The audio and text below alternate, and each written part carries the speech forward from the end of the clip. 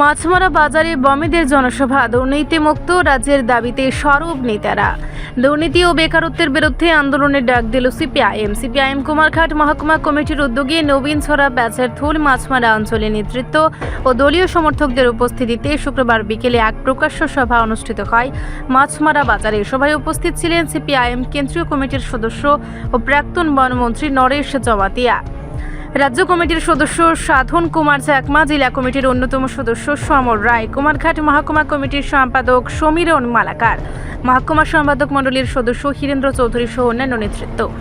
সভায় বক্তারা প্যাচারথুল, মাছমারা এবং পাবেছড়া এলাকার বিভিন্ন সমস্যা ও উন্নয়নের ঘাটতিগুলি তুলে ধরে সরকারের বিরুদ্ধে তীব্র সমালোচনা করেন। প্রাক্তন মন্ত্রী নরেশ জমাতিয়া বলেন, জনগণের উন্নয়ন এবং স্বার্থ রক্ষা করতে হলে এই সরকারকে সরতেই হবে। রাজ্যে আবার বামফ্রন্টের শাসন পুনঃপ্রতিষ্ঠা করবে এবং জনগণের উন্নয়নে কাজ করবে।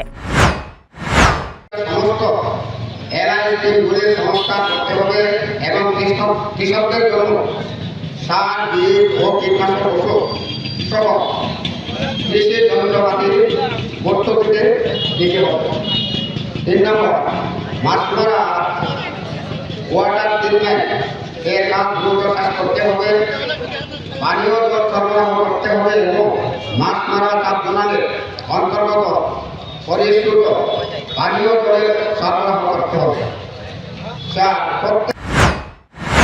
সাধন কুমার চাকমা জানান, রাজ্যব্যাপী নেশার রমরমা বন্ধ করতে কাজ ও খাদ্যের দাবিতে জনসংগ্রাম গড়ে তোলার আহ্বান এই দিনের এই কর্মসূচি গ্রহণ করা হয়েছে। গত মাসের পূর্ণিমা থেকে গতকালকে পূর্ণিমা অর্থাৎ 1 মাস ব্যাপী আমাদের একটা অত্যন্ত গুরুত্বপূর্ণ একটা উৎসব চলেছিল, যেটাকে আমরা বৌদ্ধধর্মীরা কঠিন জীবন দান বলি। আমাদের কোন বৌদ্ধ শাস্ত্রের মধ্যে উল্লেখ নেই এবং বৌদ্ধ শাস্ত্রের মধ্যে ত্রিপিটকের 3টি বিভাগ, আমি নিজেও ত্রিপিটকের 3টি বিভাগের মধ্যেই উল্লেখ করা আছে।